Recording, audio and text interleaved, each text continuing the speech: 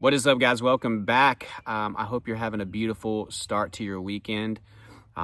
Today, me and my wife are gonna go on a date for our 10-year wedding anniversary. I can't believe, man, it's been freaking 10 years. That's wild. Time does fly. It's all the more reason to really try to be present, to slow this life down as much as we can, man. As you start to get older, and a lot of you watching are around my age or older. Time really starts to speed up, man, whenever we get out of high school and get out of our, especially once we start getting into our 30s and probably into our 40s, it just keeps speeding up. It's wild. So get out there and enjoy the day, be in the present moment, stay out of the past, stop looking so far ahead, and just let's slow time down as much as we can, at least our perception of time. That's the idea of it. But yeah, today's video, guys, I'm going to be talking about how anxiety can make us feel any symptom and sensation without usually obviously causing the medical emergency or death or passing out or fainting or having a seizure or having that actual diagnosis of the cancer that we are fearing. But it can really make us feel everything that medical emergency or disease has to offer, symptom and sensation wise. Okay, so we're gonna be talking about that today. I have a lot of experience and things to speak on this about this today, excuse me. But before we get into this, guys, I mentioned in the last video that I did a few days ago, for a limited time, I'm having my course, Elite Anxiety Bootcamp, lowered down to $47. Now, realize, guys, that's a one-time purchase. It's not a monthly thing, and you get all the videos, all the materials and everything. The holidays are coming up, so I thought I'd give it a week where I can lower this down so people can get in and start working a plan and a step-by-step process to help them get prepared for the holiday season too. You know how stress goes up when the holidays start getting closer, hanging out with people, gatherings, parties, just all the festivities, right? With Halloween, Thanksgiving, Christmas, New Year's, all that fun stuff. It can bring anxiety levels up. So I wanted a lot of you guys to be able to get into this and start working this before that time comes, so we are prepared, for the holiday season. So take advantage of that if you haven't gotten it, down below in the description and in the first pinned comment. So in this video, I'm talking from personal experience. I know everybody is different. I know there's going to be 1 out of 1,000 people out there that would see this video and be like, well, one time I did actually faint, or one time I did have like an issue with some AFib because of my anxiety, or there's going to be a person out there that has had a history of seizures, and when they get anxious, maybe it induces one. All right. So there's always going to be like an outlier. There's always going to be that tiny statistical chance that you're one of those people, or that could be prone to passing out or having a seizure or things like that, right? So there's always that tiny chance. I'm not saying that to scare you. I'm saying it because it's the truth. And I don't need people thinking I'm stupid, right? Or ignorant, or just ignoring that, right? Because there will be somebody occasionally on this channel that will leave a comment and be like, well, I have passed out before, but I will say this, 99.99% of you watching, you are okay. Something would have happened by now, right? Something would have happened, right? You would have found this out. If you've been dealing with anxiety and panic, especially, you would have figured out if there was an issue with your heart. You would have figured out if you have a problem with seizures. You would find out if you had an issue with passing out or fainting because of anxiety. So if you've been dealing with this for quite some time, even months, and you've been having a lot of panic attacks, something would have happened, right? Because panic attacks are extreme. You're going to have all this adrenaline going through your body. You find out if your heart's good or not. So for those of you that are just going through panic all the time, your heart's holding up, okay? Especially if you've been checked out. But before I move on, if you haven't been checked out, you need to go get checked out. That's the only way you're going to be able to move towards acceptance anyways. Because if you don't know, you're always going to doubt, and you're always going to wonder. If there's something I could change, I wish I would have gotten some reassurance a lot faster than what I did. I waited a few weeks. I went off of what my mom told me, because she was a nurse, and she was like, Trey, it's fine. You know, she told me something would have happened by now. Yes, your blood pressure's high and your heart rate's high, but you know, that's not how a heart attack works. So I just tried to go off of that, but I still doubted all the time, you know.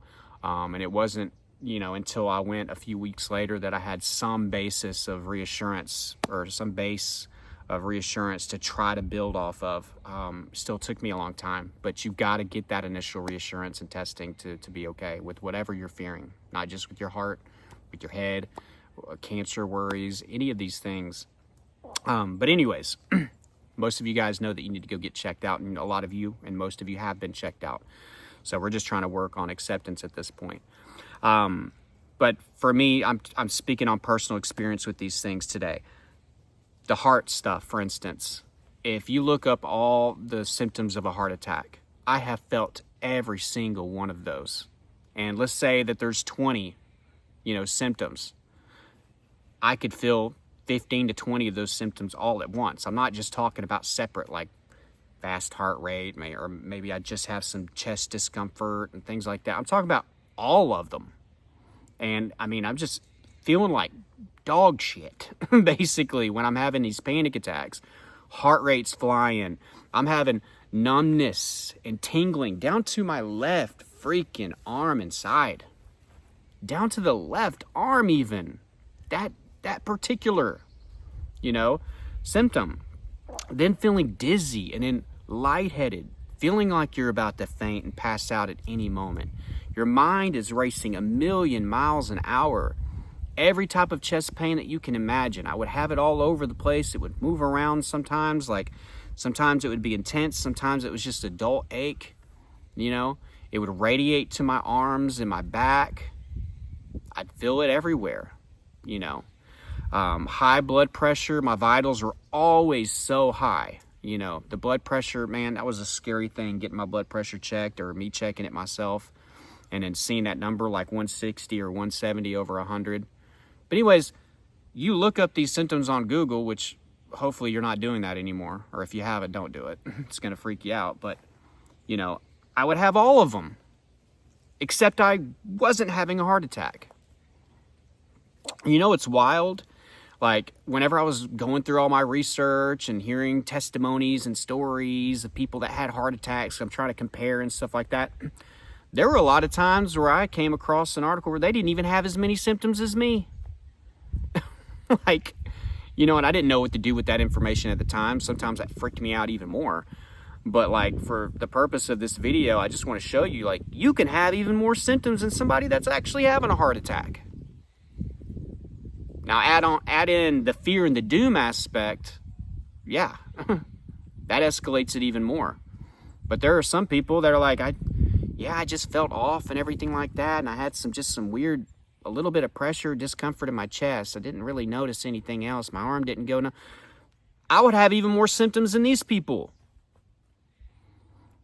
Let's move on to something different, like a seizure. Like, I know a lot of you deal with the tremors and the shaking, and that was a big, like, I worried about having a seizure, and that's what it was leading to, you know.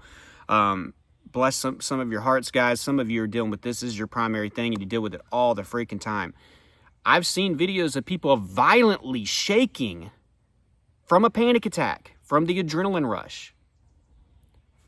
Then I've seen videos of people having a seizure, and I've seen a couple people have a seizure in real life, and it's like a slower shaking or convulsing type thing. But I've seen somebody having a panic attack that's not about to pass out or lose consciousness, is not having a seizure, and they're like this, even worse than a seizure patient. So why wouldn't you think you're going to have a seizure? You know, or why wouldn't you think that you're going to have a heart attack? You can have even more symptoms, physical symptoms, than the people that are actually having the episode. Think about other things, guys. Anything. And this could be attached with anything. Having a stroke. I convinced myself I was like, oh my God, my left leg feels a little weak. My left arm feels weird. And then out of nowhere, I get tongue-tied. And then I start to think like, oh my God, I'm not making sense. Like, oh, and then you start to do that, like your tongue feels like it's getting bigger and you're stumbling over your words. You're like, oh my God, I'm having a stroke. And then the adrenaline kicks in and now you're panicking. But you can have numbness here, or you could have numbness just right here. It could be your left leg, your right leg. You can start having issues with your speech. All of a sudden you're having brain farts. You can't remember anything. But you do have that one. Of course, there's going to be that irrational thought in your mind. Can't remember anything else or be rational, but you're going to be able to be irrational and be like, oh my God, this is a stroke. It'll make you feel that, guys. Making you feel like you're going crazy or that you're in psychosis. That you're losing your mind. That your thoughts are just getting louder and louder and louder, or you're going to just lose control and do something that you're not going to do. They're just scary, intrusive thoughts. And let these things flow, guys. Let these things flow. Do not hold on to them. Don't attach. I understand they're uncomfortable and they can be scary, but we have to start letting these thoughts flow through us. You know, just like with these symptoms. If you tell yourself, I can't think like that, I can't think, guys, it'll just become a bigger problem. So when it comes down to intrusive thoughts, realize that's not your character. That's not who you are. That's not what I'm going to do. That's nothing I've ever done, you know, and I'm not going to. So I'm going to let that thing flow. Easier said than done, I get it. But we're going to try to view these thoughts and these symptoms as energy, and we're going to let them flow through us, okay? But down to feeling like you have early onset dementia. You're 30-something years old, and you feel like you're going to lose your freaking mind like your cheese slid off the cracker. You know, and some of you are 20 thinking this because you're dealing with depersonalization or derealization or the intrusive loud thoughts, constant irrational thoughts, the racing thoughts. And then you attach a brain fog with it. You really are forgetting things like the short-term memory stuff that I've talked about, the forgetfulness. You're putting the milk in the cabinet instead of the fridge. You're walking in the rooms and like, why am I here? Why did I come over here? Then, of course, we start to be irrational. We catastrophize. Oh, my God. You know, this is like what people with dementia deal with when they start to lose their mind. Or maybe you start to think what I've feared at times as well, in addition to dementia. Like, you know, am I going to have a mental breakdown? Am I going to develop psychosis? Am I going to start seeing things? Am I going to start hearing voices? So you can almost feel all that stuff and have all those thoughts and symptoms and sensations with all that kind of stuff without actually having the diagnosis or actually having the episode. Think about things like other neurological issues. I convinced myself I had MS once. I know a lot of people have done that on this channel. You know, MS or Parkinson's or something like that, ALS or something. You know, you're getting the twitches. You're getting the numbing sensations. You're getting nerve pain. You're getting muscle and leg weakness, wobbly jelly legs, all of these things. Maybe you're noticing, again, things with your speech. You can read an article about MS like I did one time. I was reading an article about MS. I had a couple symptoms already, but there was like 10 things. By the time I got done reading, I had like 7 or 8 of them within a few minutes. That's how powerful the brain is. It'll start to mimic and copy the things that you're worried about and that you're scared of. And it can do a really good job at doing it. It'll mess with your vision, make you feel like you're about to go blind or that you're seeing stuff. It'll give you flashes. You can have floaters. It'll bring in all this extra light when you walk into a store. It can give you light sensitivity to where it makes you feel like you can't handle it. You got to wear sunglasses. Anxiety can make you feel any freaking thing out there. But you have an official diagnosis for a disease or cancer or something like that. But you actually having the medical emergency.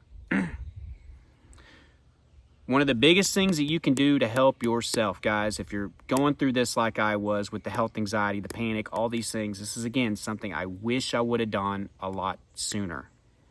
Even if you've been dealing with this for a few months, but for damn sure if you've been dealing with this for years, you've got to start looking back when these things happen instead of thinking like, this is the one, this is it, this is like, what if this time's different? You have to be able to look back and tell yourself, I've thought a million things under the sun were going to happen to me, and they never happened. I already thought 2 different diseases or cancers this morning, or, you know, I'm over here thinking I'm about to have a stroke. Well, this morning I thought I was going to have a heart attack. Then I thought I was going to have a seizure. You know, then I was thinking about digestive cancer because my stomach wasn't feeling good. I already thought I had 3 things this morning, you know, and none of them happened, right? Or I have no evidence or proof of those things. Now I'm on to the 4th thing, and it's not even 12 o'clock in the afternoon yet. I had days where I would think 7 to 10 different things in one day. Now think about the past 3 months. For some of you, like me, think about the past few years. You have all the evidence right there that this is anxiety. Especially if you felt something like this or similar before. I get it. When you have something new, that's when it's the hardest. That's when it's the scariest. I understand that. There's a little exception, you know, when it comes down to that. In that situation, you got to have a rule system in place. But I'm not going to get off on that. I'm going to stick with this subject. But you have to be able to look in your past and realize, like, I've dealt with these similar feelings and sensations before. I didn't die. I didn't pass out. I never had a seizure. Didn't have a heart attack. I've been to the doctor in these certain situations. They've always told me that I'm fine. I had that ultrasound or that CAT scan on my stomach to see if there was anything going on with my digestive system. Turned out I was fine. I've thought I've had a million different things wrong with me in the past few years. And I always survive. And I always wake up the next morning with air in my lungs. And I'm playing the self-sabotage game. You have to be able to look at your past, guys. Look at your past. There is some value in looking back and realizing, wow, I've been through A through Z, screw X, Y, Z, A through Z in the past year, and I've always come out on top. I'm just miserable every day, and I'm in fear. That's what this is. There's a big difference in the way that you handle anxiety and the way that anxiety impacts you when you can get away from the thought that you're dying of it or that it's something else, like the health anxiety component. When you get past that part, anxiety gets a lot easier to manage, and then for a lot of people, that's when they can start to recover. You know, and then that's whenever the panic usually stops. Panic attacks will start to go away. You know, when you're not afraid of this chest pain being a heart attack, you respond differently, and guess what? The chest pain don't happen as much. You see what I'm saying? So hopefully some of the tips at the end of this video helped a little bit with that. But, you know, guys, if you want some more help with your recovery process, again, like I mentioned at the beginning of this video, please go check out my my anxiety course down below. Okay, it's helping a lot of people. And again, I just lowered it for some of you to get in before the holidays get here.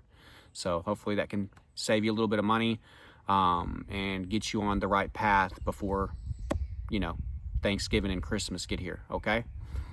You'll feel a lot better when you start doing some of those things in that course. All right. But again, guys, I hope you enjoyed this video.